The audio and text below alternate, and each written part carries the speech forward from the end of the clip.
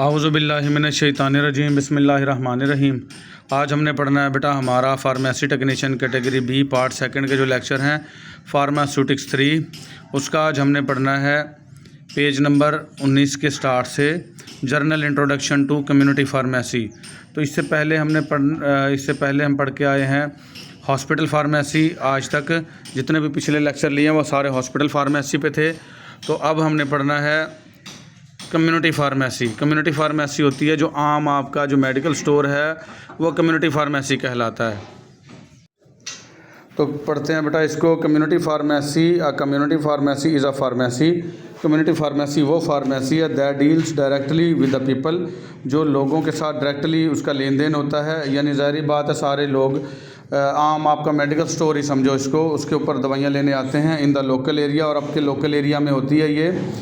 It has responsibilities, इसकी ज़िम्मेदारियों में शामिल है इंक्लूडिंग कंपाउंडिंग, अद्वियात को कंपाउंड करना। कंपाउंड कहते हैं बेटा दो या दो से ज़्यादा अद्वियात को अगर मिक्स करना पड़े, उनको कूटना पड़े तो वो कंपाउंडिंग कहलाती है। तो उसकी ज़िम्मेदारियों में कंपाउंडिंग भी शामिल है। काउंसलिंग, अच्छे से मशवरे देना कि ये दवा आपने पानी से लेनी है या दूध से लेनी है, सुबह लेनी है, शाम लेनी है, ये सारी क्या है काउंसलिंग करना। चेक करना एंड डिस्पेंसिंग, और अद्वियात मुहैया करना। ऑफ प्रेस्क्रिप्शन, जो डॉक्टर ने नुस्खा लिख के दिया उसके मुताबिक। ड्रग्स टू द पेशेंट, और मरीज़ को ये सारी अद्वियात देना विद केयर, बहुत एहतियात के साथ। एक्यूरेसी, बहुत बेहतर तरीके से, ठीक तरीके से। एंड लीगैलिटी, और कानूनी तरीके से। तो ये सारी की सारी जिम्मेदारियां किसकी हैं बेटा? कम्युनिटी फार्मेसी की। तो ये इसका लफ्ज़ी तर्जमा था, बामुहावरा तर्जमा करते हैं कि कम्युनिटी फार्मेसी वो जगह है जहाँ पे डायरेक्ट लोगों के साथ इसका ताल्लुक़ होता है, और ये ज़िम्मेदार है अच्छे से दवाई को कंपाउंड करने की, काउंसलिंग करने की, चेक करने की, और मरीज़ को बहुत एहतियात के साथ और कानूनी तरीके से अद्वियात मुहैया करने की ज़िम्मेदार है। It is an important branch of pharmacy profession, ये फार्मेसी प्रोफेशन की बहुत अहम ब्रांच है। सॉरी बेटा थोड़ा स्टॉप करना पड़ा हमें। It is an important branch of pharmacy profession, ये फार्मेसी का जो शोबा है उसकी एक अहम ब्रांच है। And involves the registered pharmacist, और इसको लाजमी रजिस्टर्ड फार्मासिस्ट की ज़रूरत होती है। और हम इसको क्या कहेंगे बेटा? Known as community pharmacist. इसको हम कम्युनिटी फार्मासिस्ट कहेंगे। जो हॉस्पिटल में फार्मासिस्ट था उसको हॉस्पिटल फार्मासिस्ट कहते थे, जो क्लिनिक पे फार्मासिस्ट होगा उसको क्लिनिकल फार्मासिस्ट कहेंगे, और जो कम्युनिटी फार्मेसी पे होगा उसको कम्युनिटी फार्मासिस्ट कहेंगे बेटा। विद एजुकेशन, और उसकी तालीम भी होगी, स्किल्स महारत भी होगी, एंड कम्पिटेंस, और वो कम्पिटेंट बंदा भी होगा to deliver the professional services, जो अपनी महाराती जो है खिदमात देगा टू द कम्युनिटी, आबादी को, लोगों को, इतना माहिर होगा। The community pharmacist have always played a significant role in promoting, community pharmacist हमेशा बहुत अहम किरदार अदा करेगा। सिग्निफिकेंट रोल होता है अहम किरदार अदा करना। प्रोमोटिंग, सहारा देना। मेंटेनिंग, मेंटेन रखना। And improving the public health, और बेहतर बनाना जो आम पब्लिक है उसकी सेहत को। तो आम पब्लिक की सेहत को बेहतर बनाने में कम्युनिटी फार्मासिस्ट बहुत अहम किरदार अदा करेगा बेटा। Community pharmacist are generally divided into 2 categories. Community pharmacist को आम तौर पर 2 कैटेगरीज में तकसीम करते हैं। Those who practice in independent pharmacies, कुछ ऐसे हैं जो आज़ाद अपनी फार्मेसियाँ चलाते हैं, जिनका अपना खुद का मेडिकल स्टोर होता है, उनको इंडिपेंडेंट फार्मासिस्ट कहेंगे। And those who practice for chain store pharmacies, और कुछ ऐसे हैं जो चेन स्टोर फार्मेसीज़ पे काम करते हैं। चेन स्टोर फार्मेसीज़ कैसे? जैसा कि अगर किसी ने एक फार्मेसी का ग्रुप बना लिया, जैसे एक मिसाल देता हूँ, इस्लाम फार्मेसी बना ली, तो उसकी ब्रांचेज़ हैं मुख्तलिफ़ शहरों के अंदर। तो उनको चेक करने वाला जो फार्मासिस्ट होगा वो सारी उन ब्रांचेज़ को चेक करने वाला एक ही फार्मासिस्ट लगा देंगे कि सारी आपने जो हमारी ब्रांचेज़ हैं उनको आपने निगरानी करनी है, तो वो क्या होगा? Chain store pharmacies. और अगर अकेली फार्मेसी एक ही की निगरानी करनी है तो उसको इंडिपेंडेंट फार्मेसी कहेंगे। तो ये मारूजी बन सकती है बेटा। कम्युनिटी फार्मासिस्ट कितने उसमें कैटेगरीज में डिवाइड है? 2 में है। स्कोप ऑफ कम्युनिटी फार्मेसी का अहमियत क्या है? ये बेटा इंपॉर्टेंट है। ये 5 नंबर का इतना सा भी पूछ सकता है वो, और पूरा भी पूछ सकता है, तो आपको ये अच्छे से याद हो। Community pharmacies are the health professionals, community pharmacies जो है वो हेल्थ प्रोफेशनल्स हैं। Most accessible to the public, जो बहुत ज़्यादा काबिल कबूल है पब्लिक में, एक्सेसिबल है। दे सप्लाई मेडिकेशंस, मेडिसन्स, ये मेडिसन सप्लाई करते हैं अकॉर्डिंग टू द प्रेस्क्रिप्शन, जो डॉक्टर ने उसका लिखा होता है उसके मुताबिक। And also cover counselling of the patient at home at the time, और मरीज़ को जो है बेहतर मुफीद मशवरे भी देते हैं एक वक्त में ऑफ डिस्पेंसिंग, अद्वियात मुहैया करते हुए। टू गिव ड्रग इन्फॉर्मेशन, उससे ड्रग इन्फॉर्मेशन यानी अद्वियात से मुतल्लिक जो इन्फॉर्मेशन है वो भी देते हैं कि ये दवाई सुबह, ये दोपहर, ये शाम में खानी है, कितनी टैबलेट लेनी है, सिंगल या डबल टैबलेट लेनी है, दो पानी से लेनी है या किस चीज़ से खानी है, ये सारी की सारी क्या होती है काउंसलिंग। तो ये कम्युनिटी जो फार्मासिस्ट है ये अद्वियात भी मुहैया करता है और काउंसलिंग भी करता है मरीज़ों की। The main activities of community pharmacist are, जो मेन एक्टिविटीज़ हैं कम्युनिटी फार्मासिस्ट के जो काम है करने वाले वो कौन कौन से हैं। प्रोसेसिंग ऑफ प्रेस्क्रिप्शन जो डॉक्टर ने नुस्खा दिया है उसको प्रोसेस करना। Care of patient in clinical pharmacy में मरीज़ की देखभाल करना। एक्सटेम्पोरेनियस प्रिपरेशन कहते हैं बेटा मौके के ऊपर फ़ौरन जो दवाई दी जाती है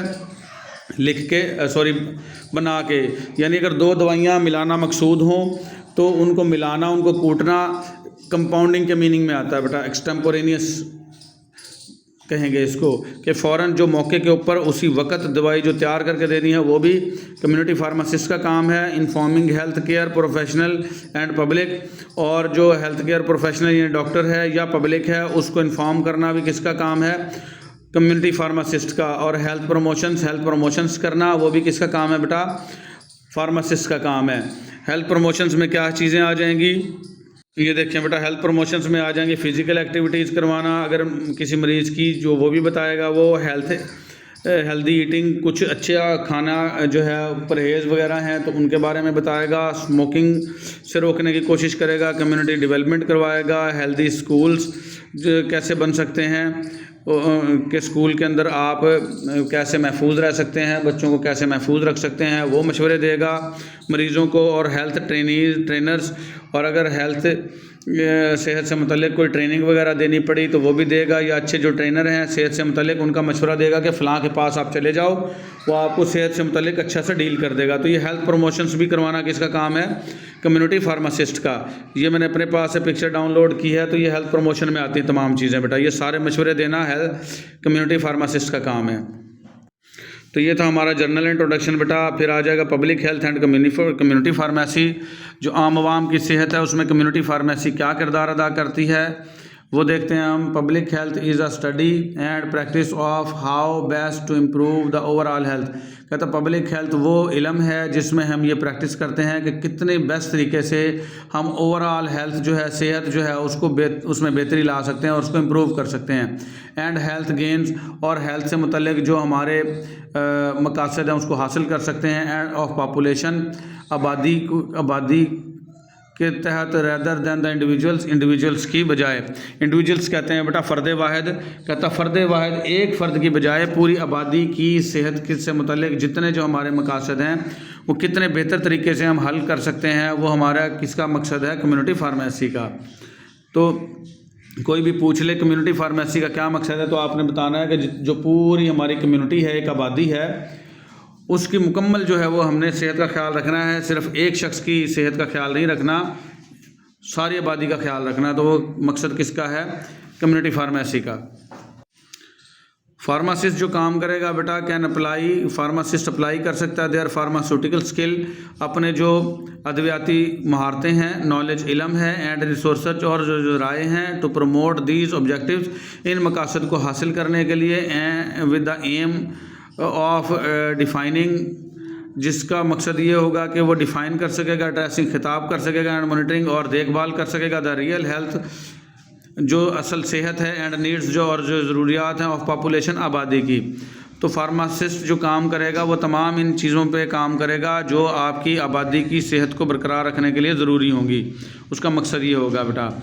epidemiology and it's control. Epidemiology कहते हैं बेटा वबाई अमराज, जो वबाई अमराज फूट जाते हैं जैसे हैज़ा। ये वबाई अमराज ऐसे होते हैं कि किसी भी जगह पे ऐसे फैल जाएंगे कि 20-30 लोगों को एक ही बार हैज़ा हो गया, या 20-30 लोगों को मोशन फैल गए। जैसे कोरोना आई थी, कोरोना तो खैर जो बहुत ज़्यादा ही वबाई अमराज थी, तो इस तरह के वबाई अमराज किसी भी इलाके में फैल जाते हैं। तो ये एपिडेमियोलॉजी कहलाती है बेटा। तो उसके कंट्रोल में कम्युनिटी फार्मेसी आपका कैसे किरदार अदा करेगी? द स्टडी ऑफ नेचर, वो जो आपके कुदरती माहौल है उसका इल्म हासिल करेगी, काज वजूहात देखेगी, कंट्रोल करेगी, एंड डिटर्मिनेंट्स, और इसके डिटर्मिनेंट्स देखेगी, इसके आलूदकार, इसकी वजह के बनने वाले जो अनासर हैं उनको देखेगी, ऑफ द फ्रीक्वेंसी, और इनकी ताकत देखेगी कि कितनी ताकत में ये आलूदकार मौजूद हैं, एंड डिस्ट्रीब्यूशन ऑफ डिजीज़, और किस तरीके से जो बीमारी है वो फैली है, डिसेबिलिटी, किस तरीके से लोगों को मुतासर कर रही है, एंड डेथ, और डिसेबिलिटी कहते हैं बेटा माजूरीपन, किस तरीके से माजूरी ला रही है, एंड डेथ, और कितनी अमवात का बायस बन रही है इन ह्यूमन पॉपुलेशन, इंसानी आबादी में, इस कॉल्ड एपिडेमियोलॉजी। कहता है वो इल्म जिसमें हम नेचर देखते हैं, वजह तलाश करते हैं, कंट्रोल करते हैं, और इसके डिटर्मिनेंट्स देखते हैं कि ये कोई भी बीमारी किस तरीके से लोगों को माजूर कर रही है और मौत की वजह बन रही है, तो उसको हम क्या कहेंगे? एपिडेमियोलॉजी। एपिडेमियोलॉजी वबाई अमराज का जो इल्म है उसको हम एपिडेमियोलॉजी कहेंगे। ये एपिडेमियोलॉजी की तारीफ़ है बेटा। या हम इसको कहेंगे डिस्ट्रीब्यूशन, फैलाव, फ्रीक्वेंसी, ताकत, एंड डिटर्मिनेंट्स, और इसके वजह बनने वाले अनासर ऑफ द हेल्थ प्रॉब्लम, इस हेल्थ के मसले के, एंड डिजीज़, और इस बीमारी के, इन ह्यूमन पॉपुलेशन, इंसानी आबादी में, इस कॉल्ड एपिडेमियोलॉजी। तो इसको हम क्या कहेंगे? एपिडेमियोलॉजी। वो इल्म जो बीमारी और मसले के वजह बन रहा है और उसके फैलाव का और उसकी जो शिद्दत की वजह बन रहा है, उसका सारी चीज़ का इल्म एपिडेमियोलॉजी कहलाएगा बेटा। Epidemiology is the set of tools, epidemiology ऐसे आलात का जो मजमुआ है, ऐसी चीज़ों का मजमुआ है, ऑफ अंडरस्टैंडिंग, जिससे हमें समझ आती है द बर्डन, कि कितना हमारे ऊपर बर्डन आया है, एंड काजेज़, और वजूहात क्या हैं, ऑफ हेल्थ प्रॉब्लम्स, हेल्थ के जो मसाइल की, इन ह्यूमन पॉपुलेशन, इंसानी आबादियों में, to decrease risk and improve health, जिससे हम अपने ख़तरात को कम कर सकते हैं और अपनी सेहत को बेहतर बना सकते हैं। तो वो सेट है। ये सवाल बन सकता है बेटा, major purposes of epidemiology. Epidemiology जो है वबाई अमराज का जो इल्म है उसकी जो अहम मकासद क्या है एपिडेमियोलॉजी के, तो आपने ये लिख देने मकासद। तो ये 5 नंबर के आ सकते हैं बेटा। To investigate health related problems, ये इन्वेस्टिगेशन करना, निशानदही करना जो हेल्थ से मुतल्लिक मसाइल हैं उनकी, इन द कम्युनिटी, आपकी कम्युनिटी में। To identify cause and risk factors, निशानदही करना वजूहात क्या हैं और ख़तरात क्या हैं। एग्जाम्पल के तौर पर what factor increase the risk of heart disease, कौन से ऐसे फैक्टर हैं जो दिल की बीमारियों की वजह बन रहे हैं। ऑटोमोबाइल एक्सीडेंट्स, या ऑटोमोबाइल एक्सीडेंट्स की वजह बन रहे हैं, ये ऐसी चीज़ों की निशानदही करना। ये फिर describing the natural history of disease, जो बीमारी है उसकी कुदरती तारीख़ है उसको बयान करना। Establishing the history of the disease in the population, जो आबादी के अंदर बीमारी है उसकी तारीख़ बनाना। Describing the clinical picture of disease, जो क्लिनिकल तस्वीर है, क्लिनिकल पिक्चर है, यानी कि जो लोग क्लिनिक पे मरीज़ आ रहे हैं, जैसे मोशन के मरीज़ आ रहे हैं, क्लिनिक ऐसी जगह होती है बेटा जहाँ मरीज़ आएँ और दवा लेकर चले जाएँ, उसको क्लिनिक कहते हैं। तो उस क्लिनिक, मुख्तलिफ़ क्लिनिक से डाटा ले लेना कि आपके पास मोशन के कितने मरीज़ आए हैं पिछले 4 दिनों में, या हैज़ा के कितने मरीज़ आए हैं, तो इसको क्या कहेंगे? क्लिनिकल पिक्चर देना इस डिजीज़ की। हु गेट्स द डिजीज़, के कितने लोगों को बीमारी हुए है। Who dies from the disease, और कितने लोग इस बीमारी से मरे हैं। And what the outcomes of the disease is, और इस बीमारी के जो नताइज क्या निकले हैं। तो ये सारा डाटा लेना क्लिनिक से, मुख्तलिफ़ क्लिनिक पे जाके, इसको क्लिनिकल पिक्चर कहते हैं बेटा। आइडेंटिफाइंग सिंड्रोम, जो बीमारी है उसकी शनाख्त करना। एंड प्रिकर्सर, और उसके जो आलूदकार हैं, उसकी जो वजह बनने वाले हैं उनकी निशानदही करना। प्रिकर्सर कहते हैं बेटा, जैसे आपने कभी देखा होगा हम मैसेज लिखते हैं तो जहाँ पे लास्ट हमारा लेटर होता है लिखना है, वहाँ पे एक लाइट ब्लिंक कर रही होती है, इशारा दे रही होती है, उसको हम प्रिकर्सर कहते हैं। तो इसी तरीके से जो बीमारी की वजह बनने वाले अनासर हैं उनको हम प्रिकर्सर कहेंगे। तो जो बीमारी है और उसके जो वजह बनने वाले अनासर हैं उनकी निशानदही करना। एग्जाम्पल के तौर पर relationship of high blood pressure two stroke, जैसा कि हाई ब्लड प्रेशर का ताल्लुक लाजमी जो सा वो स्ट्रोक से, स्ट्रोक कहते हैं बेटा सदमा। तो किसी को कोई सदमा पहुंचेगा तो लाजमी उसको हाई ब्लड प्रेशर होगा। तो ये स्ट्रोक जो है वो हाई ब्लड प्रेशर का क्या है? प्रिकर्सर है। प्रिकर्सर मीन पहले होने वाली चीज़ें, ठीक है। To provide functional of for health public policy, जिससे हमें हेल्थ पॉलिसी जो है हम इससे उसकी बुनियाद कर सकेंगे।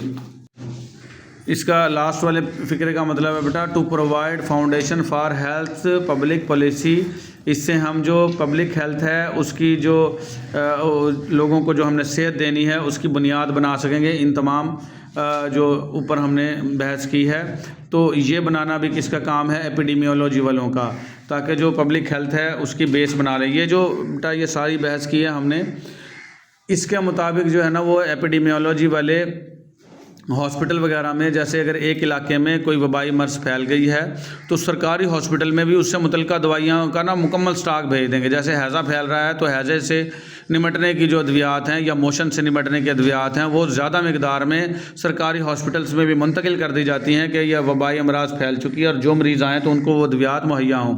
तो ये तमाम चीज़ें जो है वो करते हैं एपिडेमियोलॉजी वाले। तो प्रिवेंशन हेल्थ या EPI एंड CDC वो हम पढ़ेंगे कल अगले लेक्चर में। बेटा आज के लिए हमारा इतना ही, मिलेंगे अगले लेक्चर में। अल्लाह हाफिज़।